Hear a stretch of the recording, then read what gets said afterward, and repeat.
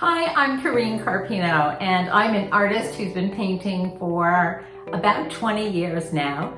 I found alcohol inks about 10 years ago, and I have been painting with them as my primary medium ever since. I am a contributor to the Alcohol Ink Art Society and the Alcohol Ink Art community, and I just love painting with the inks because of their either very flowing, organic nature that I can work with, or I can let the alcohol evaporate out of the inks and paint in a more detailed manner. So it's a very fun medium to work with, and I teach locally here where I live in Mount Dora, Florida, and I also teach online and have online videos. You can find me at KorinneCarpinoArt.com and on Facebook, Pinterest, and Instagram as Korinne Carpino Art. So I do hope that you enjoy today's presentation and that you give it a try. And I'd love to see your paintings. Happy inking! Here's a picture of today's project. I have a 5x7 piece of graphics Dura-Bright opaque white film, and I'm going to be using 91% alcohol as well as Ranger inks from my palette. I'm going to start by taking the alcohol, which I have in this little container, and just wetting the top of the page. Next, I'll take sailboat blue ink and just place it in the alcohol and let it move around a little bit. And then I'll add a little bit of denim. I'll let them spread a little bit, and then using the edge of a key card or an old credit card, I'm just gently moving the ink back and forth. The intent is to create what looks like water. I'm going to speed up this section. You're just going to move the ink until you get the texture and the movement that you desire. And when you're done, just let the ink sit and dry on their own. Next, I'll take a paper towel, which I've put some alcohol on, and just pull back the ink to the height that I want it on the paper, and try to create a nice straight line to work with. So I want to be above the middle of the paper. Next, I'm going to take a stencil, and you can use any stencil that will give you some texture. And I'm just dropping some latte ink into the openings of the stencil. And it is going to seep underneath some of those areas. Just being careful not to put too much in any one hole. So when you hold your ink bottle and you put the ink through the stencil opening, try not to even squeeze the bottle.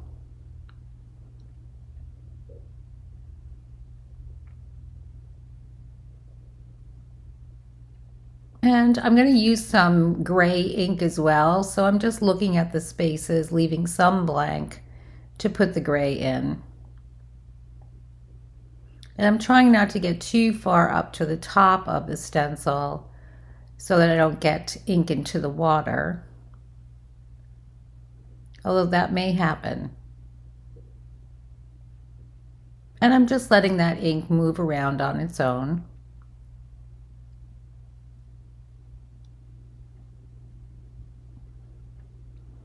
And I want to create kind of a rocky looking foreground. And that's why I'm trying out the stencil. I haven't used a stencil before to do this, and I thought, well, it'll be a pretty interesting experiment. At this point, I'm going to use a heat tool on low and just dry this ink before I add the gray. I'll remove the stencil now, and I'm drying this some more, and you can see some of my ink got into my water, but I will correct that later. I'm going to lay the stencil back down, and I'm not worried about it being in the same position. I've actually turned the stencil, And now I'm just going to start to add some gray in the areas that are white. So I wanted the gray and the latte to overlap. And I'm trying to make it appear that there's some little rocks or a very rocky shoreline. And I'm just letting this sit and dry for a minute. And the gray that I'm using here is Pinata Shadow Gray. And I chose this color because it doesn't have a pink undertone to it. And we're going to just heat dry this again with my heat tool on low. Now the Pinata ink is a little thicker than the Ranger ink, so it is going to leave a bit more texture around the edges where the ink hits the stencil. Okay, I'm going to take the stencil off, and I've left with some pretty interesting texture. Actually, the latte that got into the water area is kind of cool, but it's not the effect I was looking for, so I'll need to clean that off. And I think I'd like a little bit more gray in the bottom, and so I'm going to put the stencil back on and take my shadow gray and just put a little bit more through the stencil openings. And I'll dry it with the heat tool. Okay, I've removed the stencil, and now it's time to just clean up this area where the brown ink got into the water. And so I'm using just a piece of paper towel with some alcohol on it and just pulling it back. And since we've got flowers that'll go in the foreground, I'm just going to leave that smooth. And now I'm taking a piece of paper towel and putting it over the top of my painting. And I have a mini mister tool with alcohol in it. Now, it is not recommended that you spray alcohol, so please make sure you wear respiratory protection. And you can see with the spray how now the inks are breaking up. And I'm just drying it a little bit by waving my hand over the top of it. And I want a little bit more of that spray effect where the rocky shoreline meets the water. And so I'm going to get a couple pieces of paper towel and just place them over the areas that I don't want the inks to break up. And I'll take that mini mister and just spray once again. And so now I have something that looks like some foam or some water lapping up against the edge of the rocky shoreline. I want to create some rocks, big rocks in the foreground, so I'm going to use a number 8 brush, wet with alcohol, and I'm going into some gray ink from my palette. I'm just going to start to pull out some rock shapes. And I'm going to go ahead and mix that ink with what's on the page. My ink is very, very wet now. I'm trying to mix these colors and just make this look pretty organic. I'm not trying to actually create a rock that's really tight. I want this to be really flowy. And I really just want a place where my flowers can sit behind, creating some light in here. And just pull back the ink while it's still wet to create texture in it. Remove some of the dark lines. There we go. Just let's pull that ink right off. Move the ink right around. And I'm just going to take a damp brush and give this a little bit more texture, make the rock look a little more rounded. And I'm just pulling the ink back.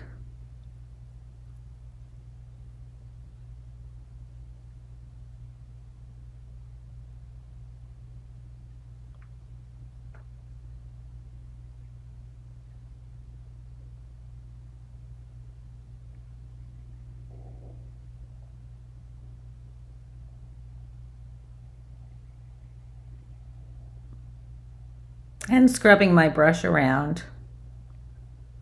Just moving some of that ink around.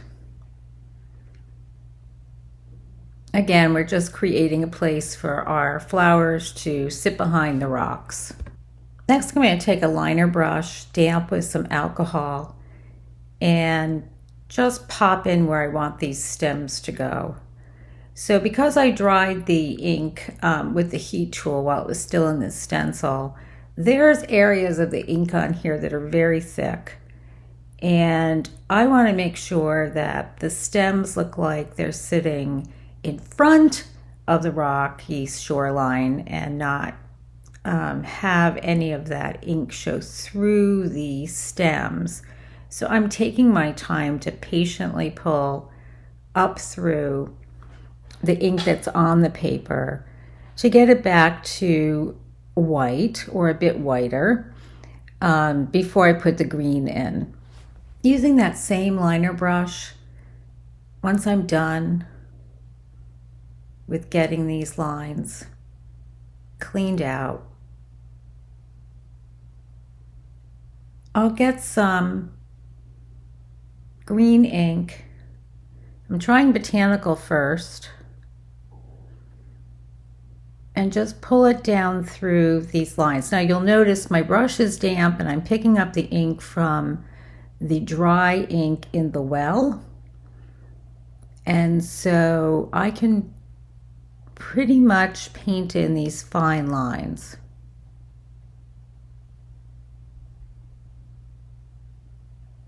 I think I'd like these stems to be darker, and I'm going into some Everglades ink. I'm just going to come back over these. They're not sticking out in front of the Rocky Shoreline enough for me. So we'll just try a darker color. Okay, this is a bit better. I like this better. And I'm going to add a few more, probably stems or twigs in. I don't want to just have 4 stems because our mind likes to look at odd numbered items better than even. It's just somehow more pleasing on the eye. I think I'll put some dried stems in too, as if some of these flowers have died. So I'll take black ink and I'm just going to try to draw some stems in, or paint some stems in, as if they're falling over behind the rock, over the side of the rock. And I realize as I'm painting that my black ink has been a little polluted with snowcap from the last time I painted. So this isn't coming out quite as dark as I want. I'm just going to do some squiggly lines as if something else is happening and some dead stems are falling over the side of the rock. And then I think I want to add a little bit more green. So I'm going to add another green stem or 2.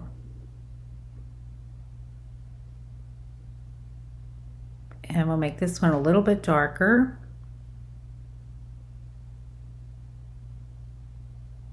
I'll use that Everglades again, and I'm just going to work on darkening these up. They're still not standing out enough for me. Okay, I'm going to switch off now, get a larger brush, and continue to use that Everglades ink and just tap in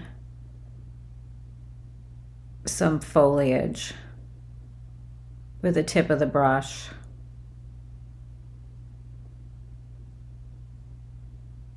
Now, these are abstract, so I'm not painting in fine leaves. I just want to give the impression that there's leaves here. I'm going to wiggle that brush around as I go so that I can get some of those lines out from the rocks that are behind it. I do want this to be kind of a solid mass of leaves and not having the rocks peeking through. And I'm just going to continue to work this ink back and forth. I need a little bit more texture in here. So I'm going to switch to a smaller #1 liner brush and some alcohol. And I'm just breaking this up. I don't want this to all be one color. So let's see what that does. Well, that's better, but I still think we need a little more color in there. And so I'm going to take a lighter green. This is Botanical, and just start to drop it in. And that's better. Now we have lights and darks and different textures in this foliage mass. Okay, I think I want a pod, like a poppy pod, because I'm going to have abstract poppies. So let's do some green, like a poppy pod. Again, I'm using my liner brush. Any kind of small brush is fine. Just doing a little triangle shape or a little cup shape and just moving that ink around a little bit.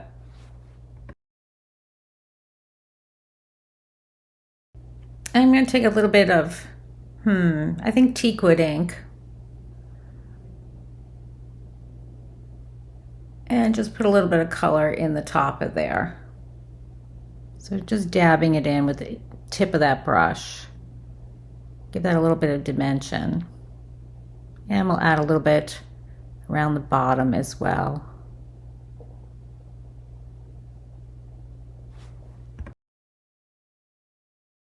I'm actually going to lift the ink out for where I want my main flowers to go, and for that I'm going to use a Fantastics with some alcohol.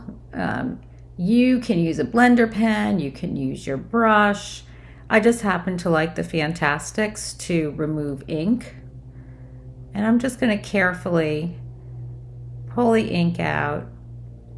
Again, we're doing a really abstract flower. So I'm just trying to get my flower shape pulled out of here. And this paper is great because it does pull right back to white. And so we'll just continue to remove the ink. And I'm going to do this for all of the flowers. So I'm going to speed this up as I remove the ink.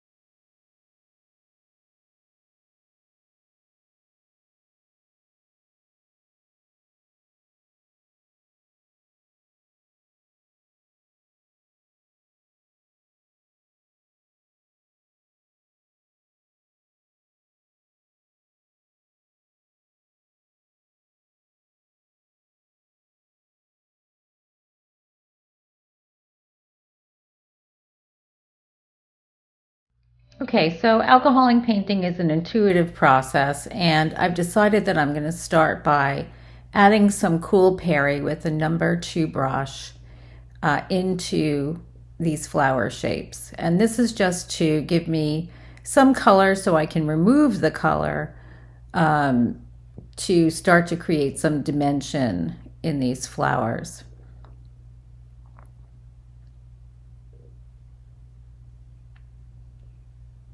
Now I'll come back in with a damp brush and just start to remove some of this.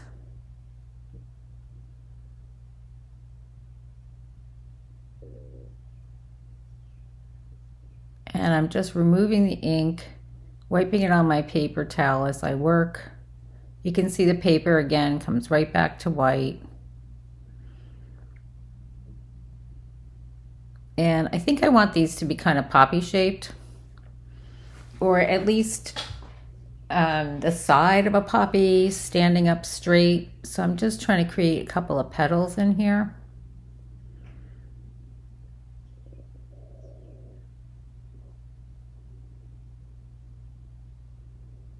And I'm going to do this on all 3 of the flowers.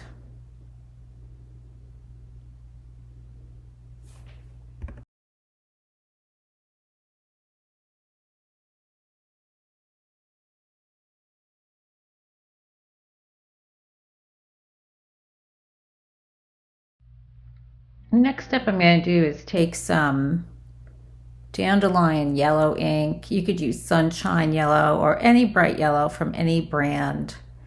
And I'm just putting that on there. I'm actually trying to decide what color I want these flowers. So yellow is not doing it for me. I definitely know I need something brighter. They're not standing out enough from the rocks and the sea. So I'm playing with this a little bit, but it's not coming together. And I think we definitely need some red. So I'm going to get some ember ink on my brush, which is a nice orangey red color. And I'm just tapping it in to create the petals.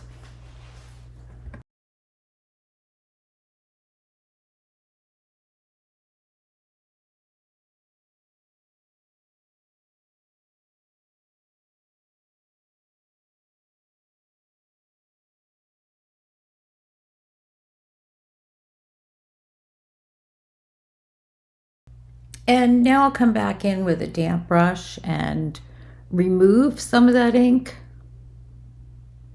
and just break it up in the top of all of these flowers. So we'll just break that ink up as if there's light hitting the top. And I'm just letting the ink move back by itself as I drop the alcohol from the brush onto the painting. And take a little bit of crimson ink now and just darken up part of these flowers. So it looks like there's multiple petals.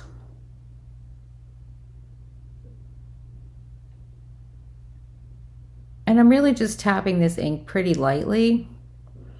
And I want to make sure it's wet enough that it will move when I put it down, but not too wet that I start to lose the shape of the flowers. Okay, so that's coming along as a much better color against the sea. And we'll add a little bit of a green into the bottom. So we have something holding these flowers up, and that's the Everglades that I'm using. And I still want a little more differentiation in color in these flowers and some highlights. And so I'm using that damp Fantastic now. You could use a brush and just come back in and remove some of the ink and create some highlights as if the light is coming from the left side of the scene. Just pulling a little bit of that ink back.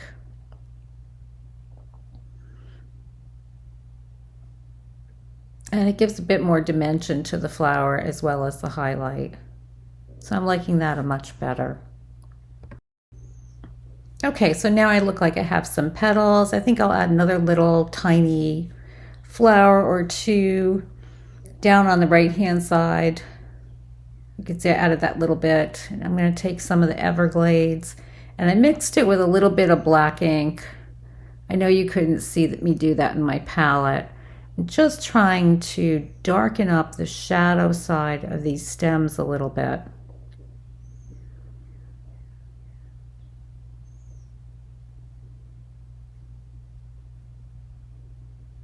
I'm still trying to make them stand out more from the rocky shoreline behind it.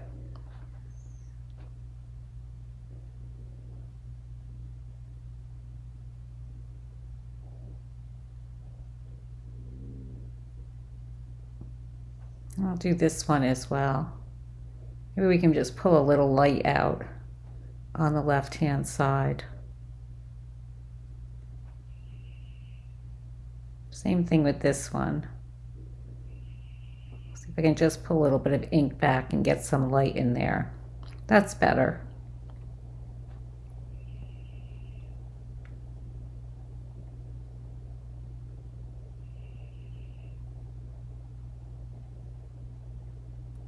And again on this stem.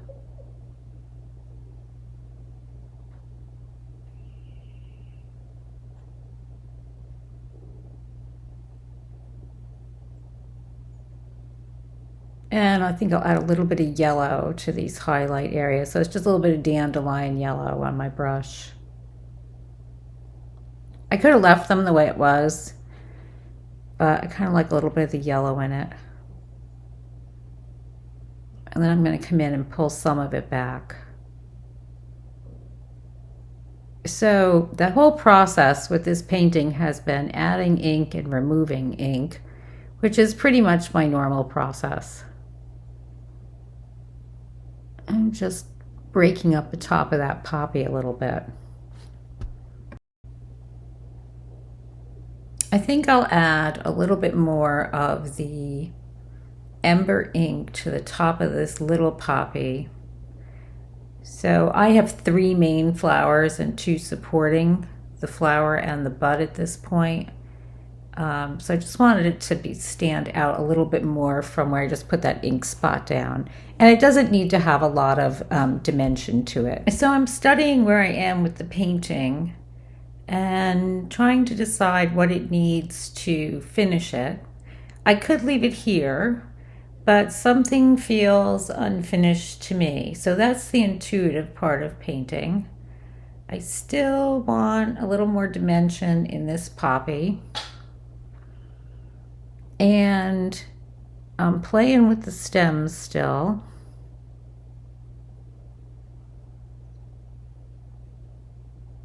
And I'm thinking it needs something more in the foliage area maybe.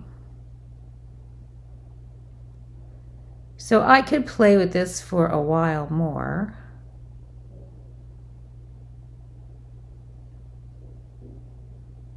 This is the point where you really need to walk away and come back.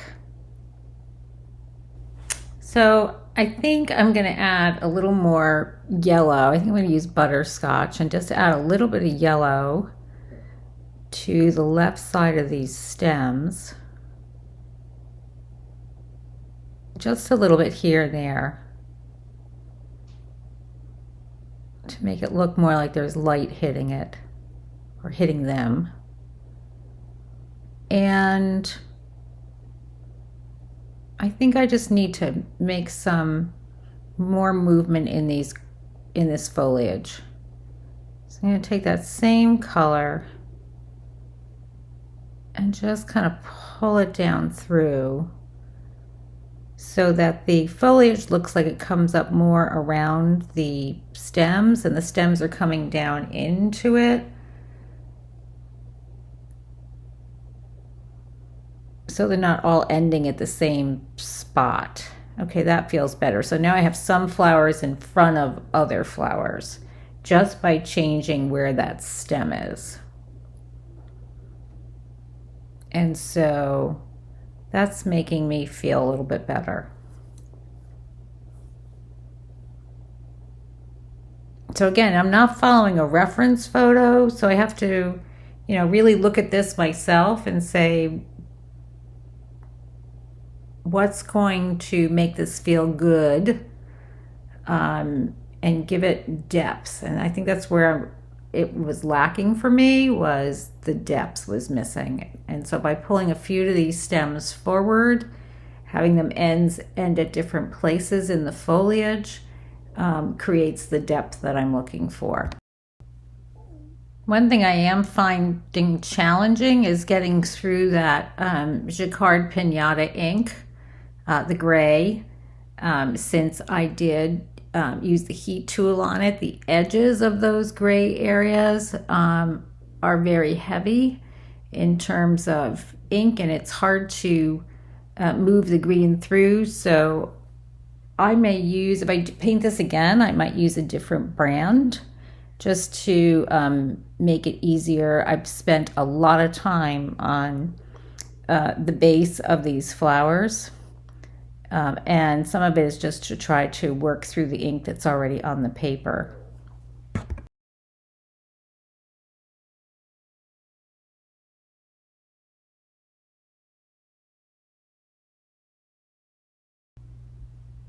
Okay, I'm going to put a couple final details on the stems. And as I look at this, I think I want some more detail in the kind of dead areas, the dead stem. So I am just using a black brush marker. This is a Hobby Lobby brand.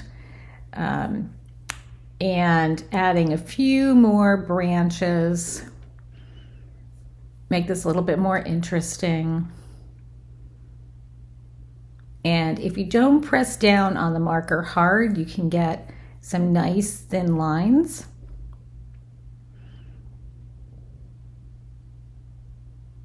And so, as I said, just adding a few more branches off of that.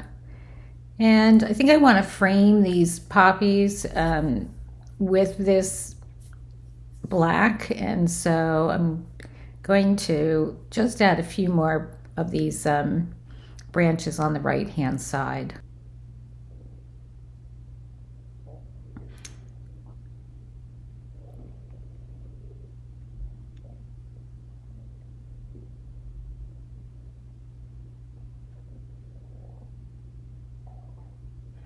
Okay, I think this still needs a little more interest, and I'm going to add some little like seed heads to some of the ends of these branches. So I'm just doing a little upside down triangle with the brush.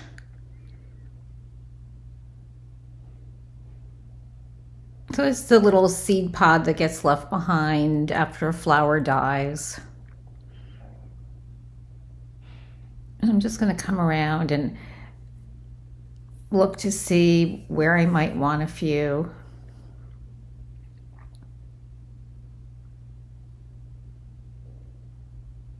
And this will be my final touch, I think. I'm happy with the rest of the painting.